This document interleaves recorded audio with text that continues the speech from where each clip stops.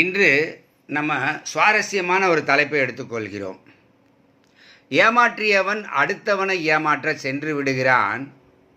ஏமாந்தவனோ தான் ஏமாந்ததை எண்ணி எண்ணி காலம் முழுக்க வருந்தி கொண்டே இருக்கிறான். இங்கு கவனிக்க வேண்டியது என்ன? குற்றம் செய்தவன் தண்டிக்கப்படாமல் சந்தோஷமாக இருப்பது ஏன்? குற்றம் செய்தவன் மேலும் மேலும் அழுது கொண்டே இருப்பது ஏன்? இவ்விரு வினாக்களுக்கும் விடை காண இருக்கிறோம். முதலில் குற்றம் செய்தவனுக்கு வேதம் என்ன கூறுகிறது, குற்றம் செய்யாதவனுக்கு வேதம் என்ன கூறுகிறது, இவற்றை பார்க்க இருக்கிறோம். குற்றம் செய்தவன் வேதம் கூறுவது என்ன என்று கேட்டுக்கொண்டிருக்க மாட்டான். பிறரை துன்புறுத்தினாலும் பரவாயில்லை, எனக்கு லாபம், இன்பம், சுகம் மட்டுமே கிடைக்க வேண்டும் என்று அவன் தன் மனசாட்சியை அடகு வைத்துவிட்ட பின்புதான் ஏமாற்றத் தொடங்குகிறான் அல்லவா? எனவே அவர்களை பற்றி கவலைப்படாதீர்கள். ஏனென்றால் அவர்களுடைய மனம் நிம்மதி பெறாது, எப்பொழுதும் மனம் சஞ்சலமாகவே இருக்கும். எனவே அவர்களை பற்றி நமக்கு கவலை வேண்டாம். இனி அடுத்தபடியாக ஏமாற்றப்பட்டவனை பற்றி நாம் சிந்திக்க தொடங்குகிறோம். அவன் திறமையால் உன்னை அவன் ஏமாற்றவில்லை என்று நீ நினைவில் கொள்ள வேண்டும். உனது அஜாக்கிரதையால் தான் நீ ஏமாந்தாய் என்று பிரச்சனைகளுக்கான காரணங்களை முதலில் நீ உன்னிடத்தில் தேட வேண்டும் என்று வேதம் கூறுகின்றது. அப்படியானால் ஏமாற்றுபவர்கள் அப்படித்தான் இருப்பார்களா? இந்த கேள்விக்கு பதிலை பிறகு பார்ப்போம். ஏமாந்தவர்களுக்கு வேதம் என்ன கூறுகிறது, அதை இப்பொழுது கவனிக்க தொடங்குவோம். குற்றத்திற்கு காரணத்தை உன்னிடத்திலேயே தேடத் தொடங்கு. அப்பொழுதுதான் உன் மனம் அனுபவங்களை சேகரித்து கொண்டே விரைவில் பக்குவம் அடைகிறது. நீ எந்த வகையிலெல்லாம் ஏமாற்றப்பட்டாயோ அதில் கற்ற அனுபவத்தை மனதில் நிறுத்தி கொண்டால் இனி ஒரு முறை அதே மெத்தடில் ஏமாற மாட்டாய், உஷாராகி விடுவாய். இருப்பினும் வேறு ஒரு முறையில் உன்னை ஏமாற்றலாம். அப்பொழுதும் வேதம் சொல்லுகின்ற இதே பாடத்தை நீ பின்பற்ற வேண்டும். எத்தனை முறைதான் ஏமாற்றப்படுவது என்று சலித்து கொள்ளாதீர்கள். சைக்கிள் ஓட்ட கற்றுக்கொள்ளும் போது அனுபவங்களை கற்றுக்கொண்டே இருக்கிறாய்.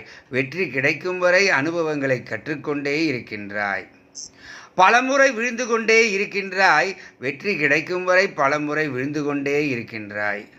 யாரேனும் ஒருவர் உன் பின்னாலேயே ஓடி வந்து கொண்டே இருக்க வேண்டும் என்று எண்ணுகிறாய். எதுவரை? நீ சரியாக கற்றுக்கொள்ளும் வரை யாரேனும் ஒருவர் உன் பின்னாலேயே ஓடி வந்து கொண்டே இருக்க வேண்டும் என்று எண்ணுகிறாய். ஆனால் இப்பொழுது அவ்வாறு இல்லையே.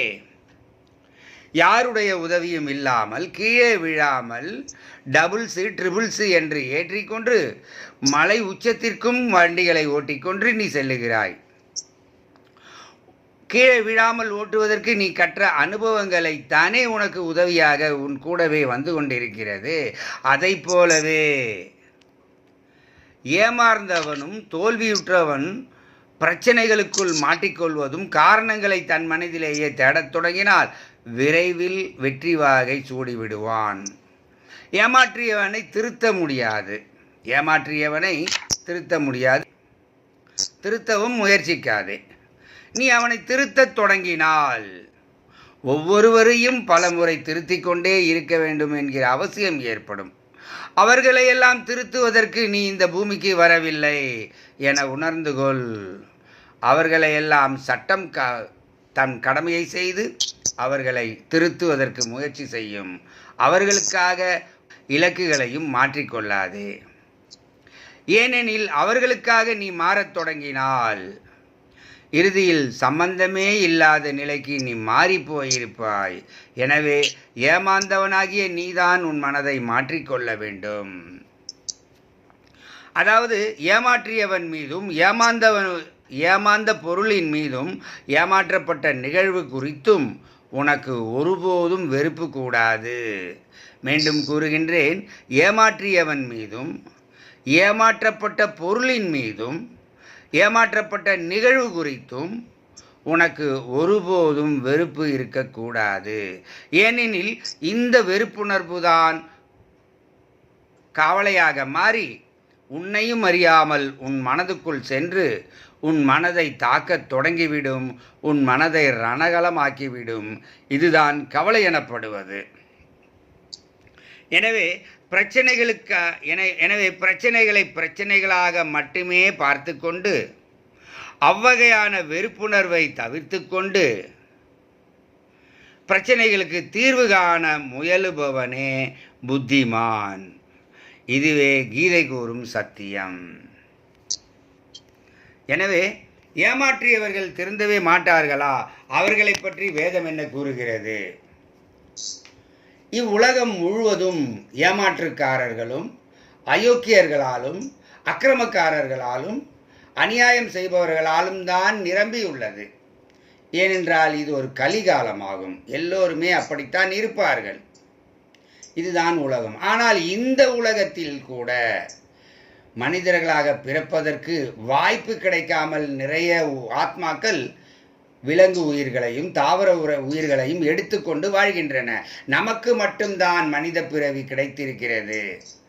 எனவே இங்கு வந்த பிறகு கிடைத்த சந்தர்ப்பத்தை சரியாக பயன்படுத்தி கொள்ள வேண்டுமே தவிர இங்கிருக்கும் உலகத்தை காரணங்களாக காட்டிக்கொண்டு உன் கவலைகளுக்கு காரணமாக காட்டிக்கொண்டு இருக்க முயற்சிக்காதே. எனவே அவர்கள் அப்படித்தான் இருப்பார்கள் என்று நீங்கள் உங்கள் மனதில் ஆழமாக பதிய வைத்து கொள்ளுங்கள். எப்படி செய்யணும்? அவர்கள் அப்படித்தான் இருப்பார்கள். மேலும் அவர்கள் அவ்வாறு நடந்து கொள்ளத்தான் அவர்கள் அந்த பூமிக்கு அனுப்பப்பட்டிருக்கிறார்கள். அவர்கள் அவ்வாறு நடந்து கொள்வதற்காகத்தான் இந்த பூமிக்கு அனுப்பப்பட்டிருக்கிறார்கள். ஒரு திருடன் தனது திருட்டு புத்தியை காட்டிக்கொண்டே வாழ்வதற்காகத்தான் இந்த பூமிக்கு அனுப்பப்பட்டிருக்கிறான். ஒரு கொள்ளையடிப்பவன் தன் கொள்ளையடிக்கும் தொழிலை வெற்றிகரமாக செய்வதற்காகத்தான் இந்த பூமிக்கு அனுப்பப்பட்டிருக்கிறான். சரியா? அவங்கள்ட்டெல்லாம் கருணை, இரக்கம் இவற்றையெல்லாம் எதிர்பார்த்து கொண்டு இருக்கக்கூடாது. எனவே அவர்கள் அப்படித்தான் என்ற எண்ணத்தை நம் மனதில் கொண்டு வர வேண்டும். அதே சமயத்தில் நாம உஷாராக இருந்து அவனிடமிருந்து தப்புகின்ற வழியை பார்க்க வேண்டும். சரிங்களா? இன்றைக்கு கொடுத்த ஞானம் நிறைய பேருக்கு புரிஞ்சிருக்கும்னு நினைக்கிறேன். யாருக்காவது புரியாதவங்க இருக்கீங்களா? புரிஞ்சவங்க எல்லாருக்கும் புரியுதுன்னா கை தூக்குங்க பார்க்கலாம். வெரி குட், வெரி குட், நல்லதுங்க, ரொம்ப சந்தோஷம். ரைட். இப்பொழுது ஒருவேளை யாருக்காவது ஏதாவது புரியலைன்னா நீங்கள் தனிப்பட்ட முறையில் எனக்கு கால் பண்ணுங்க, விளக்கம் சொல்கிறேன்.